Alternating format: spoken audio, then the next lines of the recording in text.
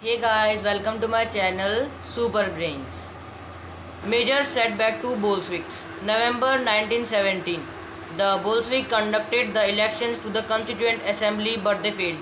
अब देखो क्या हुआ कि जैसे कि मैंने आपको बताया था कि बोल्सविक्स जो थे प्रोविजनल गवर्नमेंट से जीत चुके थे, तो बोल्सविक को ऐसा लगा कि हम एक कंस्टिट्यूएंट असेंबली बनाते हैं, यानी इलेक्शन लड़ते हैं और हम ही जीत जाएंगे। हम तो अभी अभी प्रोविंशियल गवर्नमेंट को हरा के आए हैं, तो मेजोरिटी हमारी होगी। पर ऐसा कुछ नहीं हुआ। नवंबर 1917 में वो उनकी गवर्नमेंट नहीं मेजोरिटी में नहीं आई, और इस बात से लेनिन इतना गुस्सा हो गया कि जो दूसरी कॉन्स्टिट्यूएंट असेंबली जीती थी उसने उसको डिसमिस कर दिया, क्योंकि लेनिन तो पावर में था।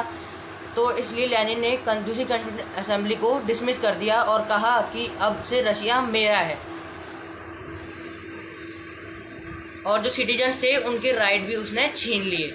Russia became one party state. अब जो लेनिन था, लेनिन ने क्या किया, लेनिन जी ने किया कि जो रशिया उसको वन पार्टी स्टेट कर दिया, यानी कि केवल बोल्शेविक्स ही इलेक्शन में लड़ेगी, और बोल्शेविक्स एक ही पार्टी होगी तो बोल्शेविक ही जीतेगी ना।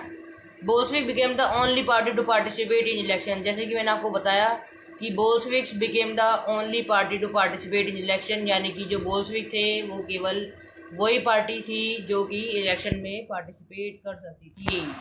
All Russian Congress of Soviet became the parliament of the country. Trade unions were kept under party control. अब जो ट्रेड यूनियंस थे वो लेनिन ने अपने कंट्रोल में रखे, यानी बनाए पर अपने कंट्रोल में रखे। Lack of individual freedom under Bolsheviks. जैसे कि मैंने आपको बताया कि लोगों से लेनिन ने जो उनके राइट्स होते हैं वो छीन लिए थे। तो अब हम इसके बारे में पढ़ते हैं। Lack of individual freedom under Bolsheviks.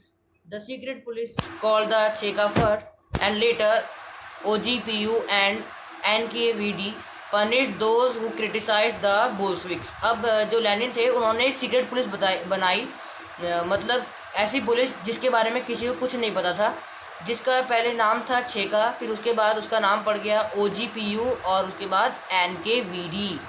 तो ये क्या करती थी, ये उन लोगों को पनिश करती थी जो कि बोल्शेविक को क्रिटिसाइज करते थे, उनके लिए बुरा भला बोलते थे।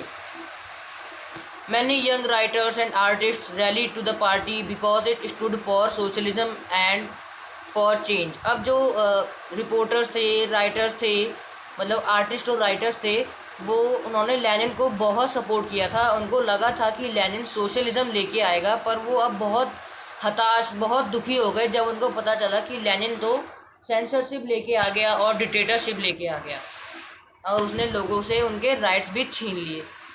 अब जब ये सब कारनामे हो रहे थे लेनिन के द्वारा, तो सिविल वॉर क्यों ना हो। सिविल वॉर हुई। The civil 3 main groups. अब जो रिवॉल्यूशन हुआ उसमें 3 मेन ग्रुप्स थे, और वो एक तरीके से कलर के बेस पे डिवाइड हो रखे थे, यानी रंग के भेद पे नहीं, मतलब उन्होंने अपने आप को एक कलर दे रखा था। जैसे कि बोल्शेविक्स ने अपने आप को रेड मान रखा था, सोशलिस्ट रिवॉल्यूशनरीज यानी पेजेंट्स ने अपने आप को ग्रीन, और प्रो ज़ारिस्ट जो ज़ार को याद करते थे उन्होंने अपने आप को वाइट मान रखा था। तो देखते हैं इन तीनों के बीच में क्या हुआ। अब सबसे बड़ी बात ये थी कि जो सोशलिस्ट यानी जो पेजेंट्स थे वो प्रो ज़ारिस्ट से चिढ़ते थे, क्योंकि प्रो ज़ारिस्ट पर ज़्यादा ज़मीन थी और पेजेंट्स को क्या चाहिए था, पेजेंट्स को चाहिए थी ज़मीन। और जो सोशलिस्ट यानी जो प्रोज़ारिस्ट थे उनको पेजेंट्स और बोल्शेविक दोनों ही अच्छे नहीं लगते थे, और बोल्शेविक सब पर नज़र रखते थे। During 1918 and 1919 most of the Russian army was controlled by Greens and Whites. अब 1918 और 1919 के बीच में ज़्यादातर रशिया की जो आर्मी थी वो ग्रीन्स और वाइट्स के कंट्रोल में थी, यानी पेजेंट्स और प्रोज़ारिस्ट के बीच में। French, American, British and Japanese troops were worried at the growth of socialism in Russia, so they supported the Greens and Whites। अब जो फ्रांस के थे, अमेरिकन्स थे, ब्रिटिशर्स थे और जापानीज़ के जो ट्रूप्स थे वो लेनिन से बहुत डरते थे। उनको लगता था कि अगर लेनिन रशिया में सरकार बना सकता है तो यहाँ पर भी कोई ना कोई उठ जाएगा और हमारी भी सरकार गिराने की कोशिश करेगा और कहेगा कि मुझे सोशलिज्म चाहिए। तो उन्होंने ग्रीन्स और वाइट्स को ही ज़्यादा सपोर्ट किया ताकि लेनिन की पावर घट जाए और लेनिन की सरकार गिर जाए। A civil war took place between Reds and Whites army, looting, banditry and famine become common. अब जो वाइट और रेड्स थे उनके बीच में बहुत बड़ा युद्ध हुआ, और उससे जो फैमाइन थी यानी आपदा आनी तो बनती ही थी, यानी खाना खूना सब कम पड़ गया, फूड की शॉर्टेज होने लगी, लोग मरने लगे।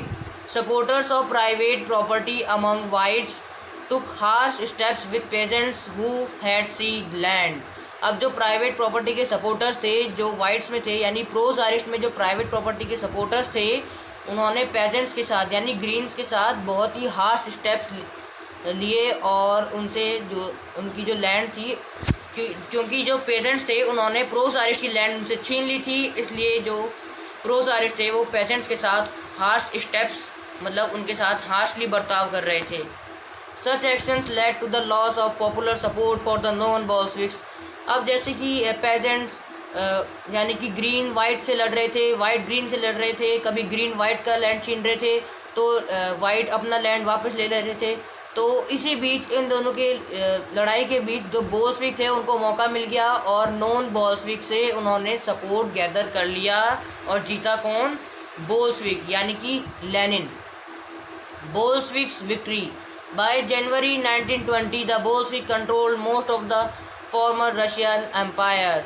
अब 1920 जनवरी 1920 तक बोल्शेविक ने रशियन एम्पायर को अपने कंट्रोल में ले लिया। Succeeded due to cooperation with non Russian nationalities and Muslim Jadidists. अब ये जीते कैसे, ये सक्सीड कैसे हुए? इनको कोऑपरेशन मिला नॉन रशियन नेशनलिस्ट से और मुस्लिम जडीडिस्ट से। मुस्लिम जडीडिस्ट मतलब Muslim reformers. Non Russian nationalist diverted from socialism. अब जो नॉन रशियन नेशनलिस्ट थे वो सोशलिज्म को ज़्यादा मानते नहीं थे, मतलब वो कहते थे कि हम सोशलिज्म को मानते हैं, पर जो उनकी जो कंट्री थी उसमें जो नेशनलिस्ट थे यानी जो सोशलिज्म के लिए आवाज़ उठाते थे उनको वो बहुत उनको मारा पीटा करते थे, यानी कहते थे कि नहीं सोशलिज्म हमारी कंट्री में नहीं आएगा। Formation of USSR. अब जो लेनिन को क्या लगा कि हम रशियन एम्पायर को पूरा सोशलिस्ट बना देते हैं, तो उसने क्या करा, यूएसएसआर का फॉर्मेशन किया जिसकी फुल फॉर्म है union of Soviet socialist Republic. Please आप इसकी जो फुल फॉर्म है उसको याद कर लीजिएगा, ये भी आपकी 1 मार्क्स के पेपर में आ सकती है। तो यूएसएसआर की फॉर्मेशन कब हुई थी? तो वो हुई थी दिसंबर 1922, ये भी ज़रूरी है। Making a socialist society. A process of centralised planning was introduced. अब जो लेनिन थे उनको ऐसा लगने लगा धीरे धीरे कि जिन थेसिस की वजह से, जिन वादों की वजह से वो अपनी गवर्नमेंट को खड़ा कर पाए यानी गवर्नमेंट को पावर में ला पाए, अब उनको उन वादों को पूरा करने का समय आ चुका है। तो उन्होंने क्या किया, उन्होंने 5 वर्षीय योजना बनाना शुरू कर दिया।